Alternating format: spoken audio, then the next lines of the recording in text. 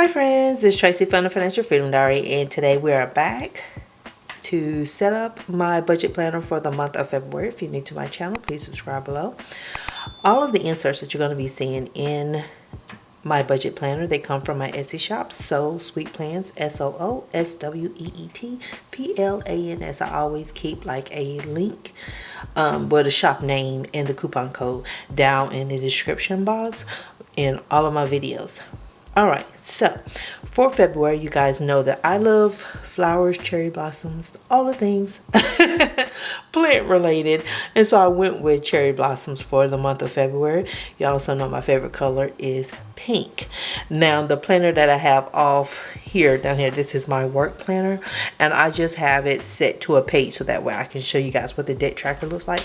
Once we get to that point, you guys know that I am debt free. I've been debt free for over a year, just over a year, not that long, but so I don't have the debt tracker here in my planner. So this is the cover page here, and it's just all the cherry blossoms. One day, I think that's one of the trips I want to make, is to DC when the cherry blossoms bloom. I think that's so cool. Now, and this is my monthly spread. I did not have stickers to go onto this spread that actually match this color. I don't create stickers. I don't even know if that's a business I want to get in or even have those in my shop or anything like that. I haven't. I like planning inserts. But I did have some old ones from Caffeinated Kate. And you guys know I used to use the Erin Condren. I used to set it up every month. Now I just don't have the time.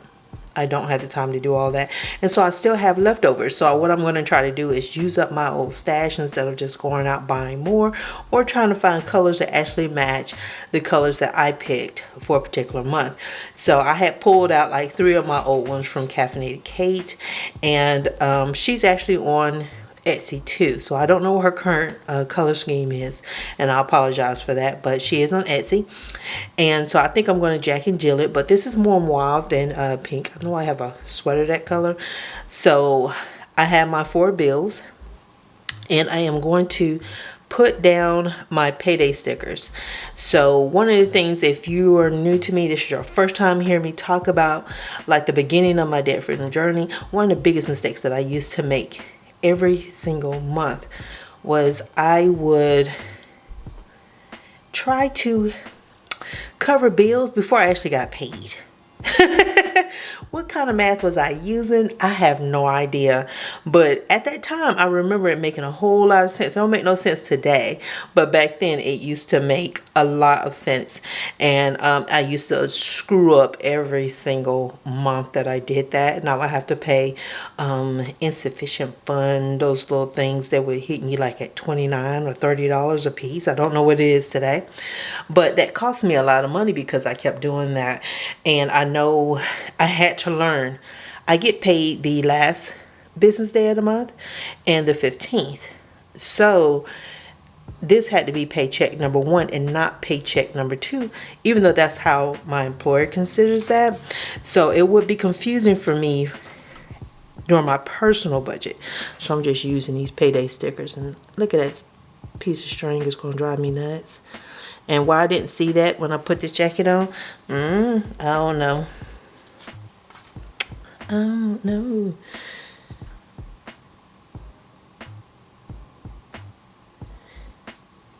But yeah, so the first thing I had to learn was this paycheck, which is at the last business day of the month, covers everything from the 1st through the 14th. The one I receive on the 15th covers from the 15th to the end of the month. And I used to flex back to like maybe this would be my first day of the month, but now I can solidly go with the 1st of the month because I don't have as many bills as I used to. You can see here I only have 4. And that is a stark difference from when I first began, and I had all my debt and everything, because I think I had like 12 different accounts, and that doesn't include that in the student loans there was 20 different student loans within them. So that was a whole mess that I was constantly making with my account. I know this ain't finna stick. Okay, I was about to get mad. But my bills, so I have rent on the 1st, and you guys know that my rent has gone up since I moved. But I don't know if I even told you guys that even the apartment where I was, where the HVAC was not working properly. Try not to have an attitude about that, but you know, it's kind of hard when you freezing in the wintertime and you burning up in the summertime. But they were going up to, the rent was about to be what it is here.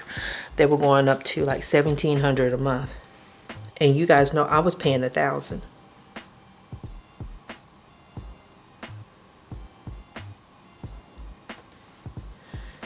So I think that would have been a little bit less than here, but here is the trash service and some other stuff is included with the company that owns the property. So the next bill I have is cell phone. Cell phone is about the 17th, and I should have my utility bill by the 16th.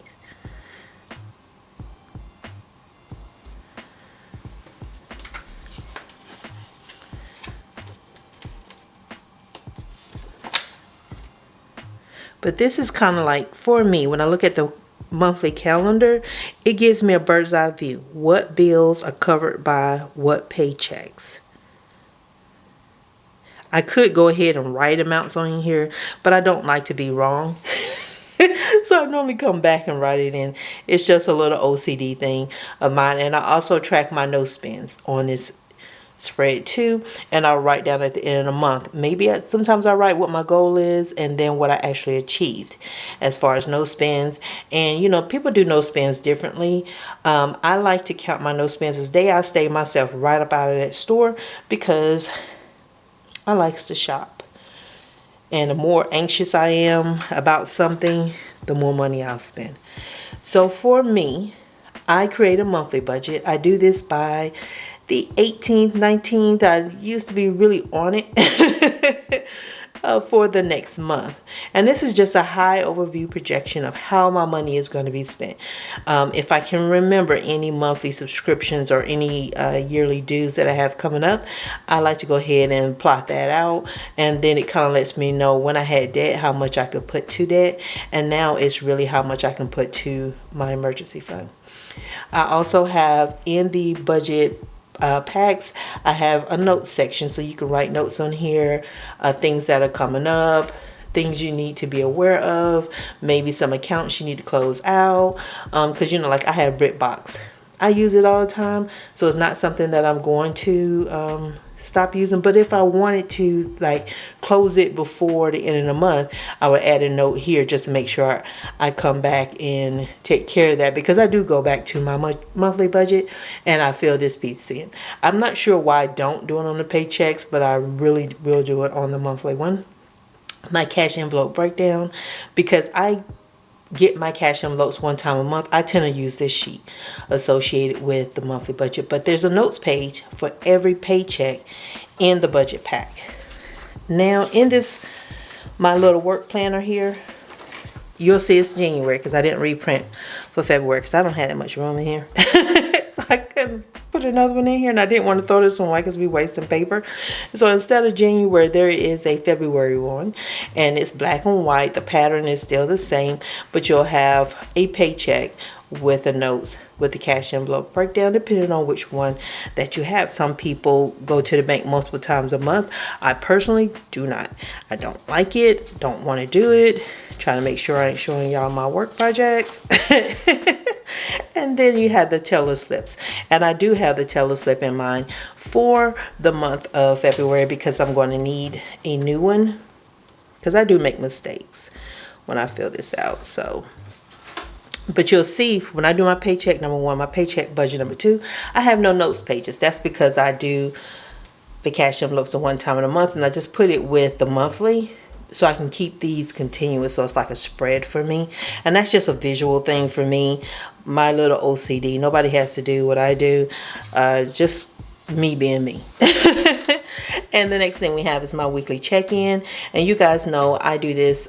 The check-in on YouTube happens every Saturday morning, and it represents Sunday through Saturday. That's a pattern that I've always kind of followed. I'm not sure why I grocery shop on Sundays. There is a rhyme or reason, but it's somewhere old back in history. And so the number of weeks I tend to have should match the number of Sundays in a month. But this fits me. You don't have to do it based on Sunday. You can pick Monday, Tuesday, Wednesday, Thursday, any week that represents your beginning, the beginning of your week is what I'm trying to say. When I come back on a Sunday from shopping, I will sit down and write out where my cash went. So let's say I'm feeling lazy because now Walmart makes you check out yourself. I will sit down and then break out, okay, I took all the money from groceries. Well, I got to now I got household and personal and everything else. I've now got to pay my grocery back from my household and from my personal. So I'll sit there, break out my receipt, break everything down, scan for Ibotta, Checkout 51, Shopkick. What is another one that I use? Receipt Hog, Fetch. Yep. So I use those 5 apps, and I'll just sit down right after I get finished shopping, put everything up. This is what I take care of, and then I'm done. And so then on Saturday, we do the check-in together, make sure the money is there, make sure my counting is right. I get that counting wrong. Trust and believe, I get it wrong sometimes. But hey, because money come up missing. I think I was missing like $3 or something like that. And I couldn't remember if I gave it away or what. But it happens. Because sometimes I do. If there are people who are like fundraising or whatever, I'll give them some ones and stuff that I have on me and keep it moving. But sometimes I will forget by the time I get home. I have no clue why. I don't ever write it down in a moment, but it's one of those things. The last spread I have in my planner is my sinking funds. And so this is for all my categories. I don't have as many as some people, but I do have the ones that actually fit my life. So I've chosen categories like gifts. So I don't have to worry about, can I buy my kids gifts for the year, birthday gifts, Christmas, however they choose to receive it. Because sometimes they want money, sometimes they want a gift. You never know. Medical. Oh my God, I'm getting older. Things are breaking. So I'm always going to the doctor. I also have an FSA. So there's $1,000 I put into that. That's what's it? Tax-free, tax-deferred, tax something. But anyway, that comes out. And then I save this to help me with any costs that arises. The next thing I have are my subscriptions, clothing. I don't put that much in clothing. I need to up that. Car maintenance, insurance. So that's renters and car insurance. Household. This is the big bulky stuff that I go to Sam's for. I don't always go to Sam's. I don't like long lines. I don't like big groups of people. I have a lot of requirements when I go shopping. So I like to just try to drop by like twice a year at the most. Go in there, get what I need, come back out. And then I have a travel fund. I'm still holding on to that money because when I do head out, when I get a chance to get a break, I want to be able to go take some short day trips or maybe a weekend or maybe a week. It just depends. But I want to have that money available for me. Also, I have electronics, and that's to replace like cell phones, laptops, stuff like that. And then he's had a third finger. Oh, camera. That's electronic, but that should be coming out of the YouTube funds, though, if I'm going to be honest. Bill money. I have 1 month ahead for my bill money. So that is to catch anything that doesn't fit. So let's say my very first paycheck is normally pretty tight. And so I have 1 month ahead so I can pay whatever. And I don't have to fear not having enough money. I got 2 new ones, my son's medical and my self-care, and those haven't been set up just yet. Haven't started contributing to those because I have so many other things that I need to get that emergency fund set up. So I'm trying to do the bare minimum in the sinking funds while I take care of that emergency fund because I really want to get that done this year. And I am going to get that done this year so I can start saving for a car. The tracker that's missing from my inserts is a debt tracker, and you can write in your due dates, the debt, your starting balance, your minimum payment, any additional payment and interest, as well as your ending balance.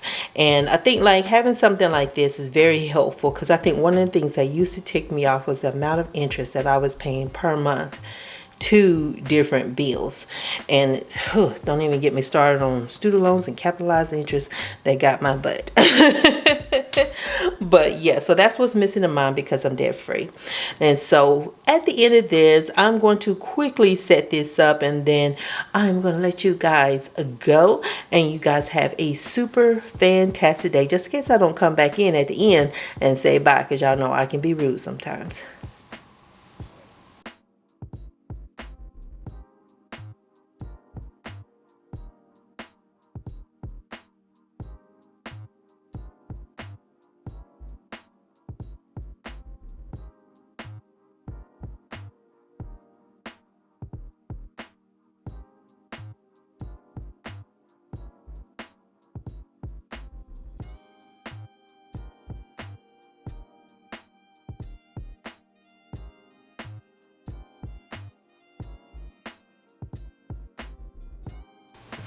Okay, I've gotten my categories in for my weekly check-in. I also got them inputted or written down for my sinking funds.